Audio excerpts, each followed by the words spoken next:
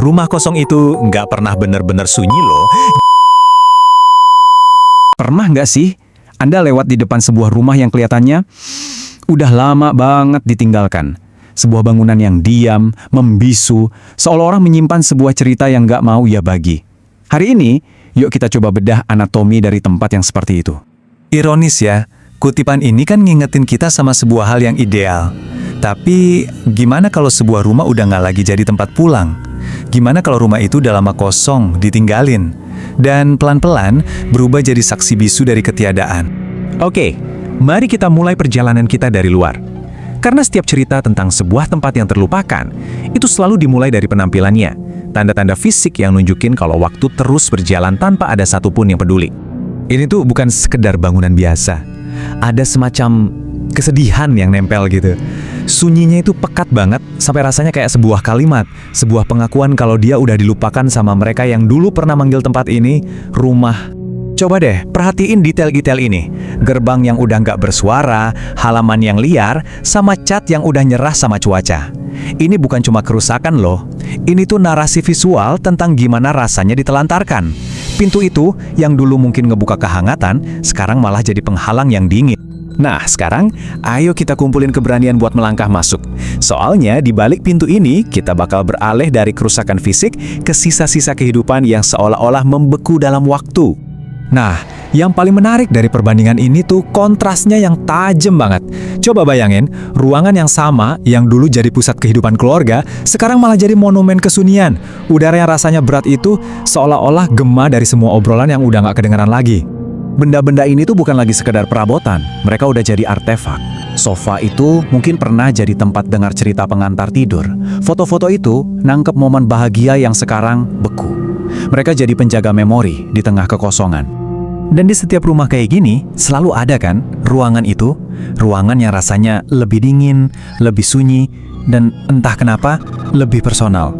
Pintu yang kekunci ini seolah-olah manggil imajinasi kita. Ada apa sih di baliknya? Rahasia? Kesedihan?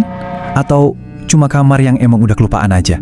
Oke, kita udah lihat apa yang kelihatan sama mata. Sekarang coba kita rasain apa yang nggak kelihatan. Nah, disinilah aspek psikologis mulai mainin peran yang gede banget. Rumah kosong itu nggak pernah bener-bener sunyi loh. Justru dalam keheningan total, telinga kita mulai nyari-nyari suara. Langkah kaki, pintu yang berderit, bisikan, seringkali kita ngerasa denger itu semua. Tapi pertanyaannya, apa suara itu beneran ada di sana? Dan disinilah sains ngasih penjelasan yang luar biasa. Jadi otak kita itu nggak suka kekosongan, termasuk kosongnya suara. Waktu hening banget, otak kita bakal berusaha ngisi kekosongan itu. Makanya, desiran angin bisa kita tafsirin sebagai bisikan, atau derit kayu jadi terdengar kayak langkah kaki. Ini dampak psikologis yang kuat banget dari kesunyian dan isolasi. Semacam mekanisme bertahan hidup kita yang lagi salah tempat. Selain trik dari otak kita tadi, ada juga kepercayaan soal residu emosional. Maksudnya, gagasan kalau energi dari emosi yang kuat banget itu bisa nempel di suatu tempat. Terlepas kita percaya atau enggak, perasaan berat yang sering kita rasain di tempat kayak gini tuh sensasi yang nyata banget buat banyak orang.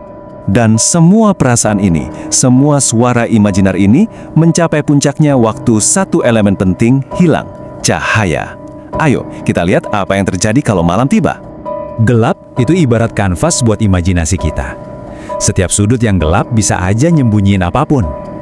Suara derit kayu yang siang-siang kita cuekin, pas malam bisa kedengeran kayak ada langkah yang deketin kita. Secara psikologis, kita jadi jauh lebih rapuh dalam gelap. Jadi, poin pentingnya tuh ini. Pengalaman ada di rumah kosong pas malam hari itu perpaduan yang sempurna antara lingkungan yang emang udah nakutin dan cara kerja otak kita yang disetel buat waspada sama ancaman dalam gelap. Jadinya, susah banget buat misahin mana yang nyata dan mana yang cuma ada di kepala kita.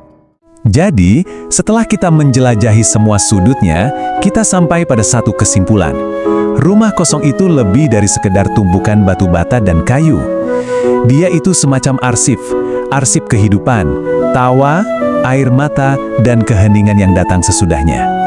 Mungkin itulah inti dari semuanya. Bukan hantu atau penampakan yang bikin tempat ini jadi meresahkan, tapi jejak kehidupan manusia yang nggak kelihatan, kenangan dan emosi yang nolak buat dilupain. Sebuah pertanyaan buat kita renungin. Cerita apa ya yang ditinggalkan oleh dinding-dinding di sekitar kita?